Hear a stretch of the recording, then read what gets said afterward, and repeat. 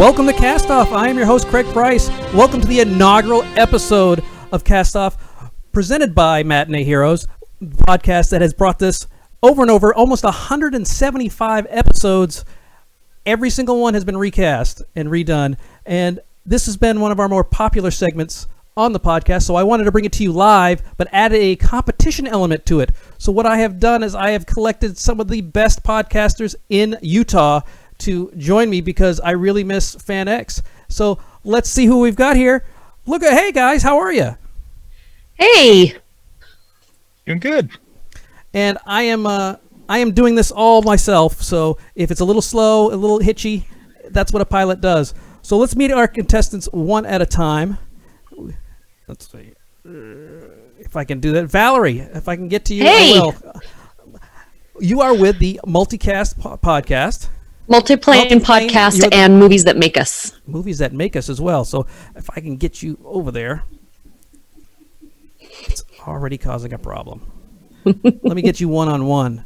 There you are, the lovely Valerie. You are the Multiplane podcast. I'm apparently going to be on there tomorrow. We're going to talk about James the Giant Peach. So what do you do over at Multiplane? Multiplane podcast is everything Disney. Most people that know me know that I have kind of an addiction to everything Disney. So we talk about movies, we talk about all of the TV shows, the newest news going on. And right now there's a lot of crazy stuff going on in the world, and Disney, you know, they have a lot of things that change. And you're going to be on, we'll be talking about James and the Giant Peach. And so, yeah, it's a lot of fun. And joining us also, I've been waiting for him to come on the actual podcast, but you won't come on unless you're on video, because apparently video has killed the podcast star. Branden Ushio, how are you, sir? Doing good. I have little gremlins that run around my house, which make it hard to join a professional show like yours. So well, we'll see how professional it goes. I know the podcast is super professional, but we can do it at night. We can do it we can do it in the middle of the night. We've done that with our friend Branden Agnew. He's kind of a sleeper. Okay, well, now that I know that, we can do a midnight recording. We'll work that out. And we have to behave because we have a professional YouTuber here. Patrick Beatty from Patrick Beatty Reviews. Look at that studio. Beautiful. Oh, is this how it's starting? Oh, no. Oh, no. Everybody was given such easier introductions. Well, hi, everybody. I'm Patrick. Nice to meet you. And Patrick, you have the most creative URL there is, patrickbeattyreviews.com. What do you do over there? Oh, we do a bevy of things, whether it's, your news articles, your reviews that are coming out. I know there's not anything happening in theaters, but there's still a lot of digital stuff coming out on streaming. We have the Gaggle of Geeks podcast that has really been doing most of the stuff. We have our Westworld recaps. We cover really anything whether it's like Before the 90 Days with like reality show, the junk garbage TV that you sit and watch like for hours on end. At least I do. And then other than that, it's just we like to keep it more comedy centric and do like sketch comedy, stuff like that. And yeah, happy to be on the show. Thank you. Well, we really appreciate you being here. We have collected you guys because what we're going to do, for those of you who have not listened to matineeheroes.com and listen to the podcast, we talk about and review movies, and then in the middle we recast the movies with actors that we'd love to see in the parts, and we use what we call Doctor Who rules, and that means you can use any actor through time and space. And that allows you to you can put someone from 2010. Maybe you got a Vin Diesel, and you're going to pair him up with Jimmy Stewart in some movie. I don't know what the hell movie that would be. I want to see that movie. I have no idea what that movie could possibly be. But anybody you want throughout space and time. Each round, I will pick a winner. Unfortunately, because this is new, I haven't got the technology down 100%. So in the future, we hope to have you guys vote each round and vote for the winner, but I am the sole judge, jury, and executioner for you guys. And full disclosure, everybody did submit their answers ahead of time, but they do not know what each other's answers are. And so they're going to find out who wins just like you will. And so let's start off and see, are you guys ready to play? Oh. Yeah. Yeah. Well, our movie is going to be the wonderful and amazing Avengers. That's right. I wanted something that's amazing and had a lot of good actors in it, but also had good character pieces in it. So we will start with Valerie. Valerie, who do you have for the wonderful Robert Downey Jr. as Iron Man. I want to tell you first off, though, I hate you for making me do this because this is one of my favorite cast of people and one of my favorite movies. And yeah, I'm going to get back at you for this. So I picked none other than Ewan McGregor. Now that is a great pick because Ewan McGregor is what I would consider a hunky dude. He's very suave and debonair. For those of you who don't know, and if you don't know who Ewan McGregor is, you're idiots. Because he's amazing, but he's known for Obi-Wan Kenobi. He was in Moulin Rouge, which we did as an episode on Matinee Heroes. You can listen to that. I think the movie where we probably connected him with Tony Stark might be Birds of Prey, despite the fact he plays a psychopath. But he does play a playboy.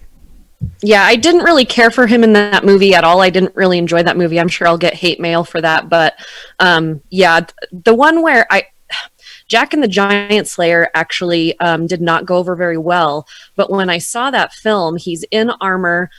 He does have fight scenes. I love him in Train Spotting. He also, I mean, he's played that character where he's been the ladies' man before, but also if he tells you anything, you know, in a movie, you believe that he's smart. So I think that he can really play this character. But when I saw him in Jack and the Giant Slayer, I felt like he needed a better movie for that character because it just didn't give him everything he needed. And immediately I put him in a superhero setting, and I wish that he would have been, that movie would have been better for him. So I think he would be a great Tony Stark. Well, he looks great in a tux, and that's rule number one with Tony Stark. Well, we move on to Branden. Branden, who did you pick for Iron Man? Well, so I almost actually went with Ewan McGregor. That was very close. My pick, though, because apparently all the British actors are stealing our jobs, I went with Hugh Laurie. And Hugh Laurie, just for a bevy of reasons, but I'll let you share that slide. Yeah, he's known for Dr. House. He's my favorite on House. But also, he's hilarious, which people forget, especially after House. So he's in Blackadder. He was the dad in Stuart Little. And then, of course, I've been watching this on Amazon Prime. A bit of Fry and Laurie, a little sketch show with Stephen Fry. He's fantastic in that. Why did you pick Hugh Laurie? Because I'll be honest with you, I can't see him as Tony Stark, especially getting in that suit. So here's the reason that I picked Laurie is because he, and it has to do with two of those shows on there. With House, he's a really smart jerk.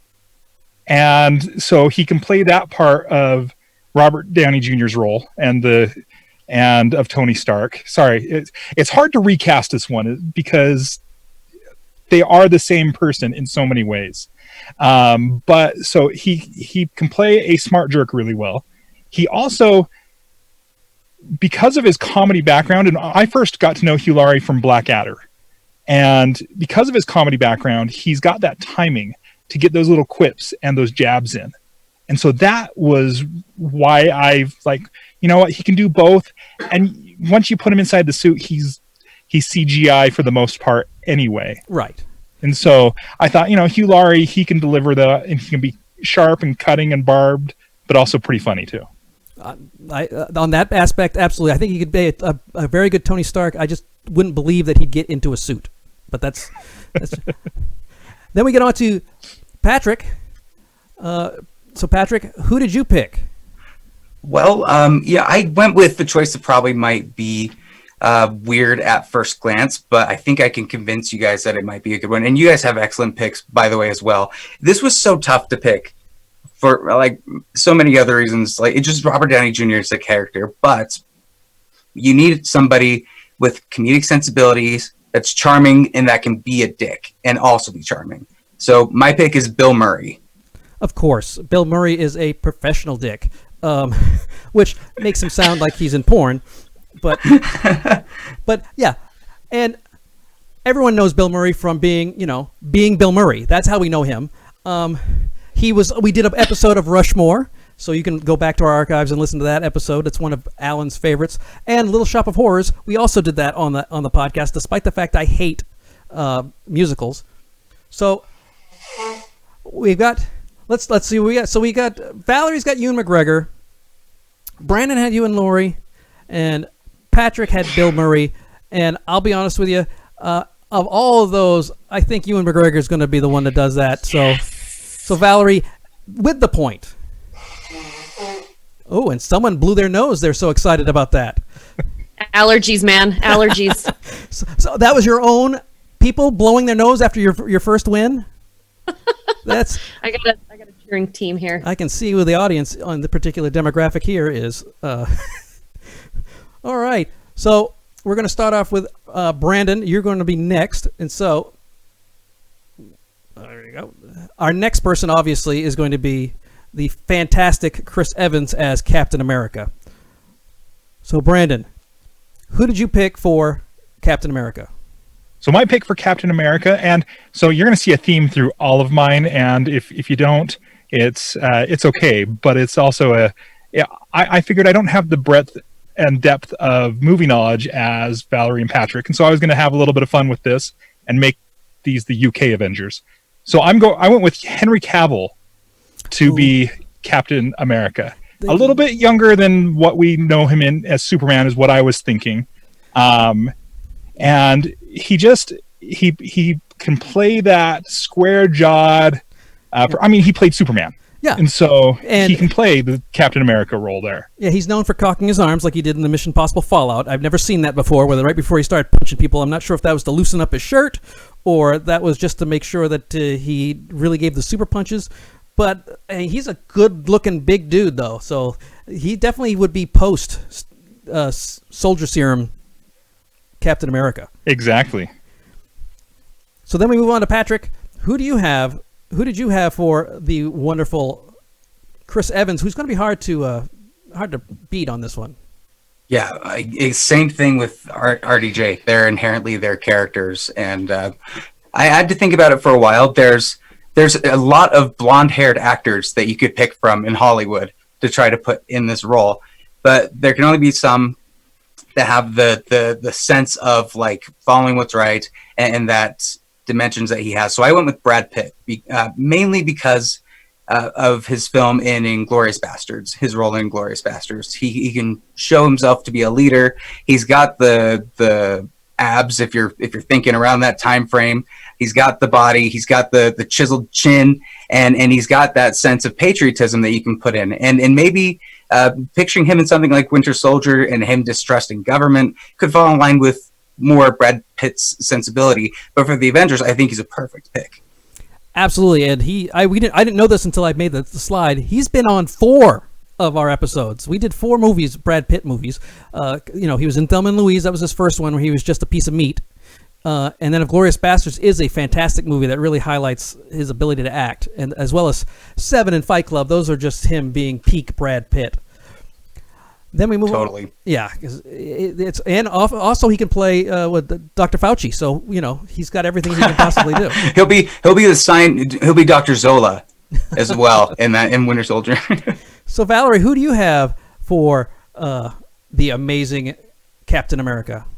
Well, I went with someone that you would have to believe that could be the before Captain America and then after, so you have to kind of pick someone that you don't have to CGI too much, someone that is the guy next door and that you can believe is going to save a puppy and the world in the same day, and that would be James Marsden. Absolutely. James Marsden is definitely a post and pre Steve Rogers, because he's known mostly for being the guy that hangs out with all the CGI animals. He does the Sonic the Hedgehog, but he was in Peter Rabbit. I guess he likes working alone. Because he does. But I think he has the look. He also has the believability that he is, going to choose the right thing as a character. I think you look at him and girls are going to swoon. Guys are like, I want to do whatever he's doing in his workout regimen, whatever. But also he's a great actor. I think that Chris Evans, when he was cast as this character, a lot of people were like, he can't do this. And I think a lot of people might think right off the bat, not James Marsden. I think that he got shortchanged in the X-Men movies. I think they made him like this whiny character instead of a superhero. And I think he really could be an amazing superhero, and I think believable as Captain America. Well, like I said, he definitely can do both the pre and post Steve Rogers, and so what we have, just to remind everybody, we've got Henry Cavill, Superman, playing Captain America. We've got, I guess, House Mom's Superman, Brad Pitt. Everybody loves, he's a Superman of some sort. and James Marsden, and I've got to go with James Marsden on this one because he can play both, and I think that's the key.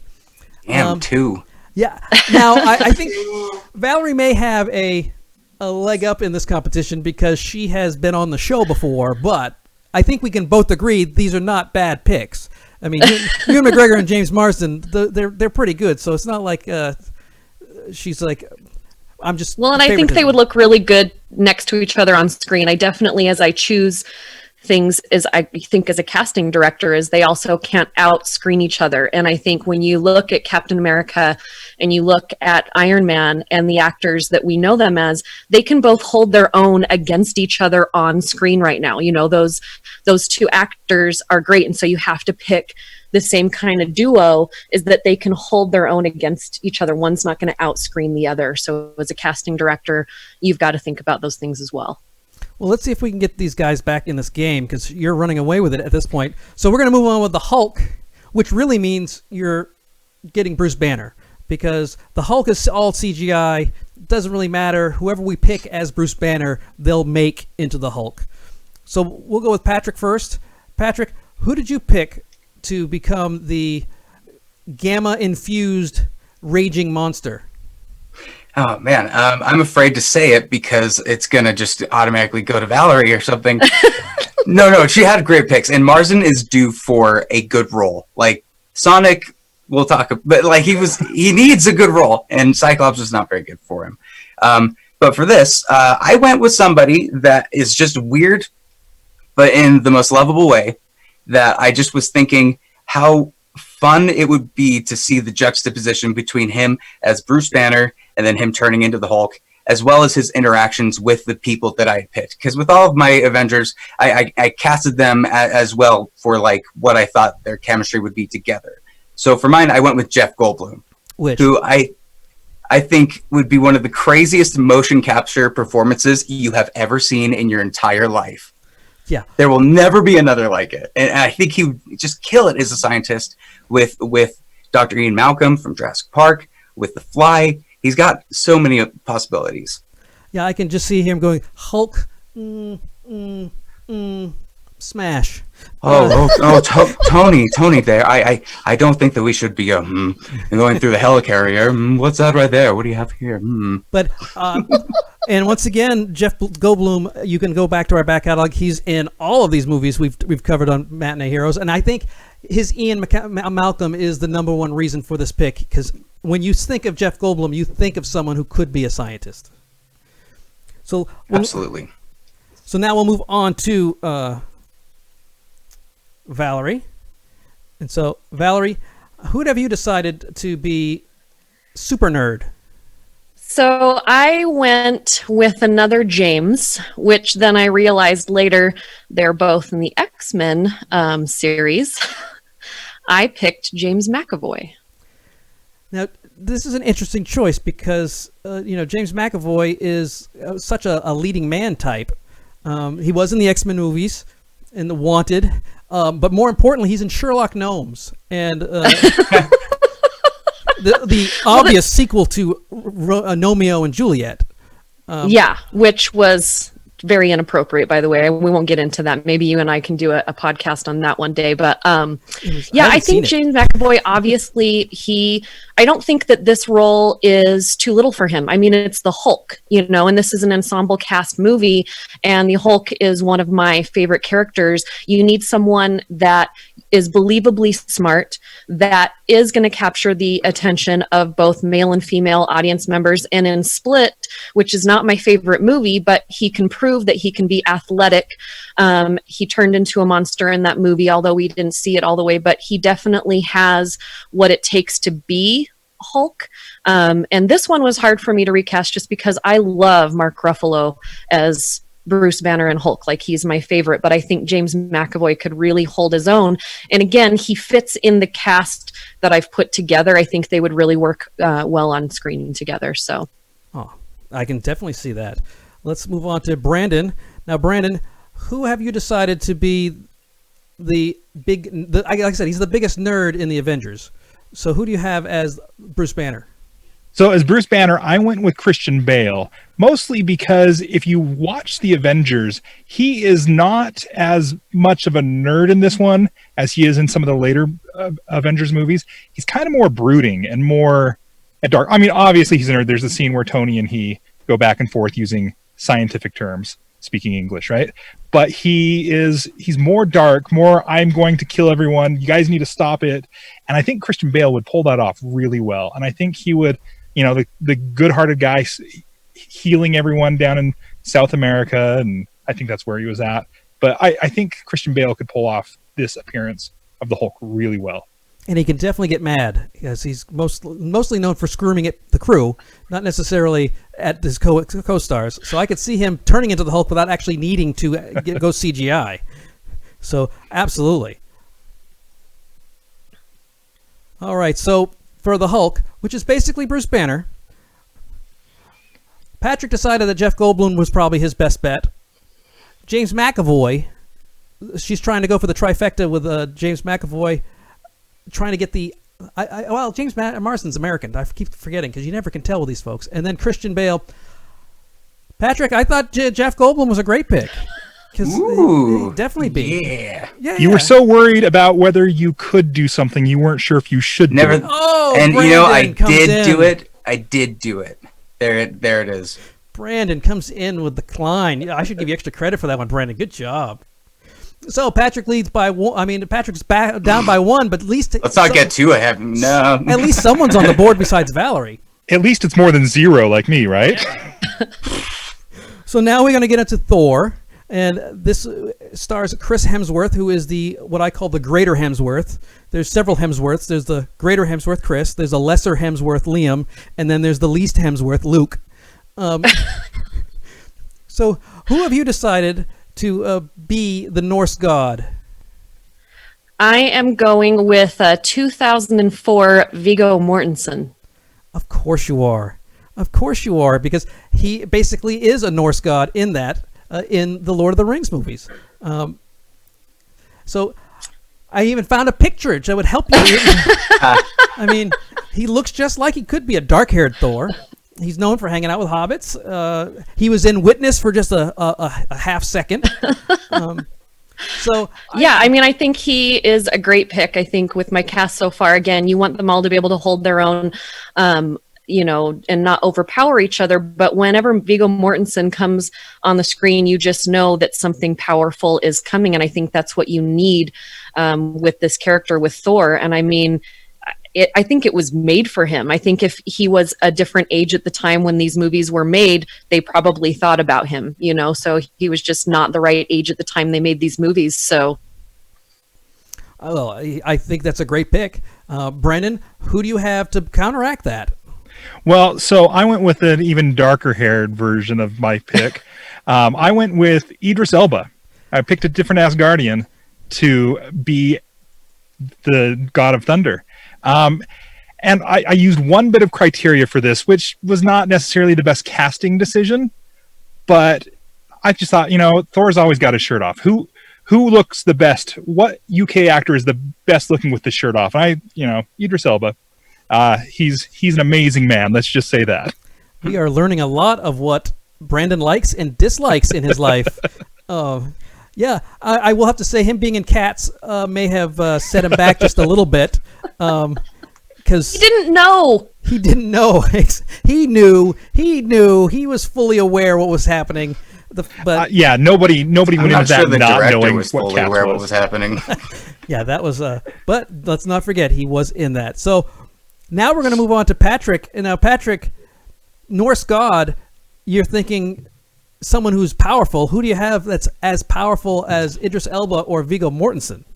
Well, it's funny that you mentioned power there, Craig, because I was looking for, specifically with these two titans, with these gods, you've got Arnie and Loki. And for these, it's a pair matching. I won't bring up Loki until later, but for this, I went with Arnold Schwarzenegger.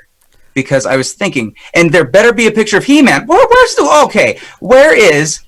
You know that he was Conan. I know. Where's the Conan? But the Conan is a little different. It's not going to help you, man. With that wig. Here's why I picked Arnold. First of all, let's go back to when he was at his top game. and where he maybe like Terminator 2 Judgment Day time. The dude was just ripped. He has he can play well with like a group of people. He has a very good like fish out of water sense of comedic timing with his comedy, and I think he would have a lot of good beats with the team, with like just sayings or stuff that could go like completely misunderstood, or like just how he talks in general with people. And he's got the power to really hold that hammer. Like when you see him, he looks like a god. So that was my pick, Mr. Universe. You've got to get to the Quinjet. You've got to get to the Quinjet. Ah! Loki, I thought you dead. Picture Schwarzenegger doing Shakespeare dialogue. We're like you on the window brakes. He can't even say California. He was the governor of it. He doesn't even know how to say it. So, a quick recap. We got Viggo Mortensen, a strong pick by Valerie. Idris Elba, strong pick by Branden. And we have Arnold Schwarzenegger, who is just strong. I had to go with Viggo, and because it's Viggo. He's amazing. He's perfect for that. So Valerie has taken a commanding lead, but yet you can still. Woo-hoo! She has not won yet. Looks like you have to get 4 in this one. She's pulling away with this, guys. Get your game up. Oh wait, we're not playing golf? No, we're not playing golf. Oh, I'm doing it wrong. Next up is Black Widow. Now, Black Widow, played by the wonderful, amazing ScarJo, who. Unfortunately, her movie has been postponed until later is it in the fall, or is it coming out next year? Patrick, fall. Yeah, I was gonna say, Patrick, you're in the know. You should know these things. Well, they say it's fall, but you never know now. They're always moving. So, Branden, you're the first pick on this one. Who do you have as the wonderful, amazing, and the only woman apparently in the Avengers now, Scarlett Johansson's Black Widow? So for my Scarlett Johansson Black Widow, I went with somebody who never really got a chance to play an action role, but I think it was more because the times that she was an actor. I went with Julie Andrews, and obviously a young Julie Andrews, and she's got the sass. She's able to do things, and I'll tell you, my co-host on the Fandom podcast, she tells me that one of her favorite movies is The Sound of Music. Sure. It's because there's so much sexual tension with all of their clothes on. And Black Widow is able to do that. And I think Julie Andrews would be able to portray that really well. I really think Julie Andrews would knock that out of the park. That was an inspired choice because, yes, she is amazing.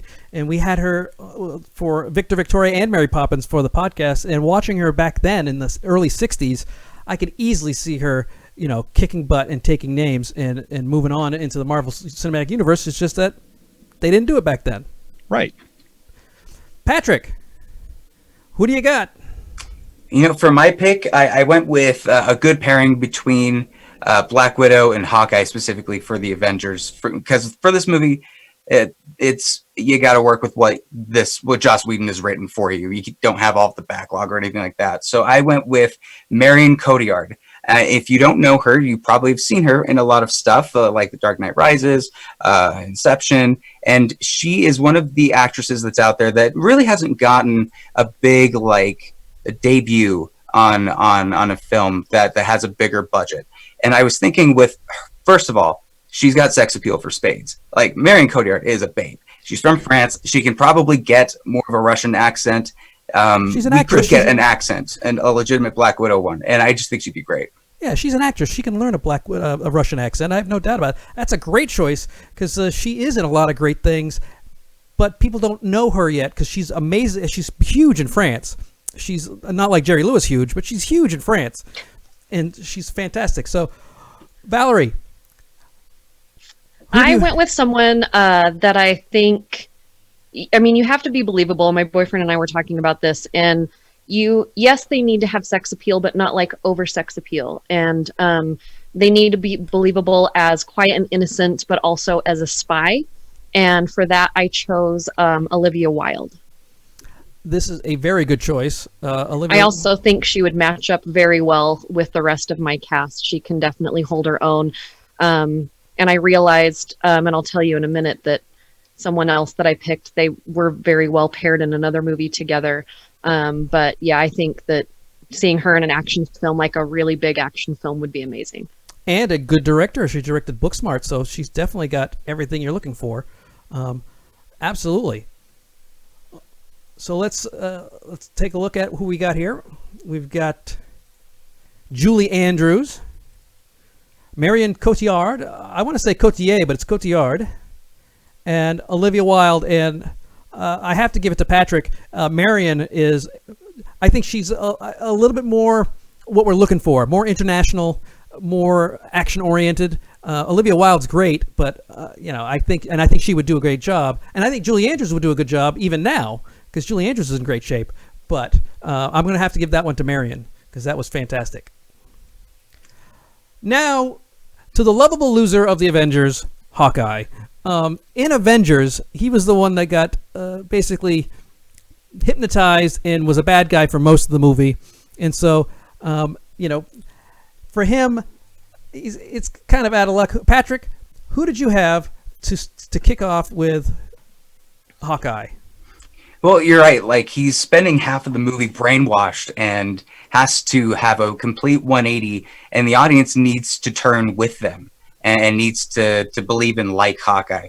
Jeremy Renner, as much as you want to say he was a good Hawkeye in like Endgame, for the first parts he wasn't really serviced well, and the character was pretty underwritten from what you can tell. So you need somebody that's got that star power that can just blaze right through that underwritten script. And I went with none other than Leonardo DiCaprio, because I think first, Leo and Marion Cotillard's dynamic in Inception is great. You can see that on the big screen in with all of this stuff happening. I think him being able to just switch the Leo that we love, that just starts screaming like crazy, and then right back to the Leo from Titanic, it could be a huge plus to a character that needs to have that big shift and can't really do it with what they're given. He's the star that can push that character past what we know about Hawkeye. I think he's a great one. Of course, our budget has been blown if we hire him, but he could definitely play Hawkeye, because who can't? I think a stump could play Hawkeye. So besides a stump, which is now off the table, and Leonardo DiCaprio, who is not a stump, who do you have playing Hawkeye, Valerie? I did not pick someone as popular. I actually picked someone that a lot of people look at and they're like, oh yeah, I know that guy, but he's an actor that I think is a little bit underrated, and so I would like to see him in a part that I think he would actually do better than Jeremy Renner. I'll probably get hate mail for that too, but Garrett Hedlund is who I picked, and I also thought, who could I see against or with Olivia Wilde, and I realized they were both in Tron Legacy together after I already did the cast. But I think he meshes really well with the cast. I think he's believable as Hawkeye. He can be brooding. He can also be really funny. He can also, just do whatever drone things that they have Hawkeye do in these movies.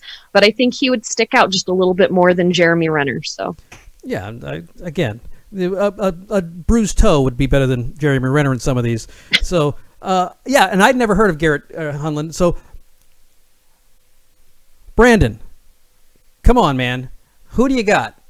All right, so to round out the Avengers, the UK Avengers, I've got Bradley James, and this is somebody who I haven't seen in a while. I guess he's doing some dramas right now in England, right? But it's not as much of the nerd fan service that I've seen. I knew him originally, like your screen says, from Merlin, and he plays King Arthur.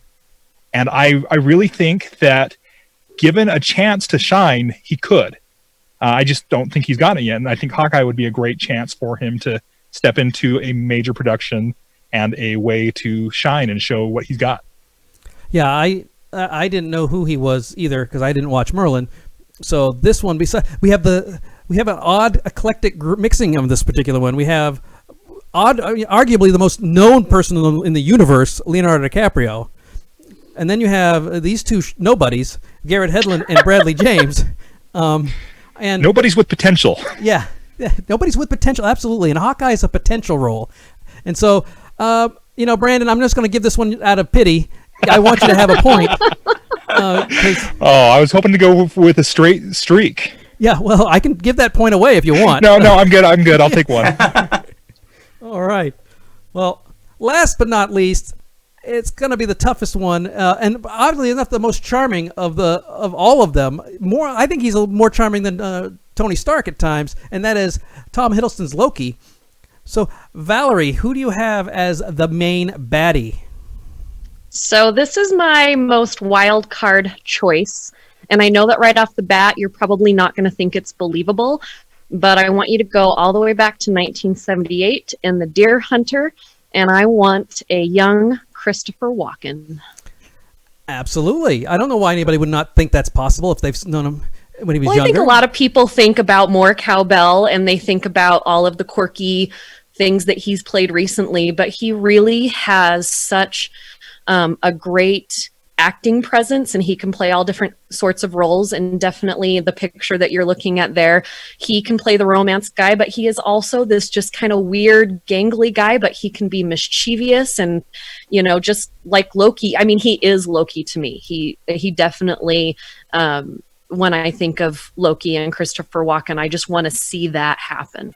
Yeah, you sent that to me, and then you said, I hope you remember what young Christopher Walken looks like. And I'm like, I was there when Christopher Walken was young. I don't need to be reminded. I remember it because I was there. He's also a great and a hell of a dancer.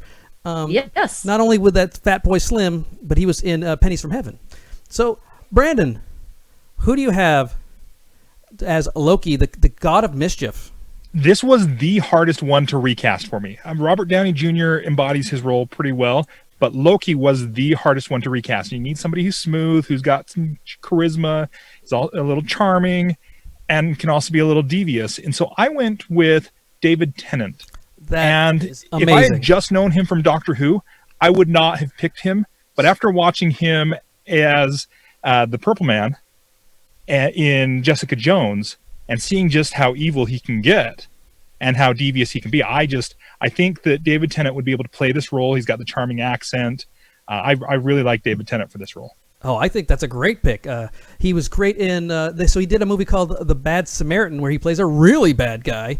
So he can play a bad guy, but I think The Good Omens where he plays, I can't remember which one. He's the bad guy. He's the demon. Mm-hmm. I think that's the Loki that I would want. So I think that's a great choice. Definitely. We move on to Patrick. Patrick, you are one away from tying and moving this into overtime on our very first show. So who did you decide to go with for Loki? Well, I'm not going to win this one. I'm going to tell you guys straight up. I'm just going to have fun with this choice. And I'm going to sell you on it, even though it's not going to be picked. I'll sell you on it. Arnold Schwarzenegger's is Thor, right? Who's got to be Loki in that case? They both need to be gods when you think about it, and they both need to be incoherent babblers. You need to not be able to hear a word they're saying, so I went with Sylvester Stallone as Loki. And I do want you to know we never talked, but of course, he is known for incoherent line reads. Yeah, exactly. So what I remember him for is exactly why you wanted him. Exactly. Let's talk two titans of the action genre butting heads and fighting. Those things you don't get those often. This isn't Expendables. This is something that's not done by Stallone. And to picture him working with like a Jeff Goldblum Hulk getting smashed around, it actually looks more like impressive because Stallone is big. It makes more sense if Thor and him fight because they both are the same size. But Craig, I want you to, because I heard your fantastic Arnie impression, please give me Thor dialogue and I will show you how great Stallone will be.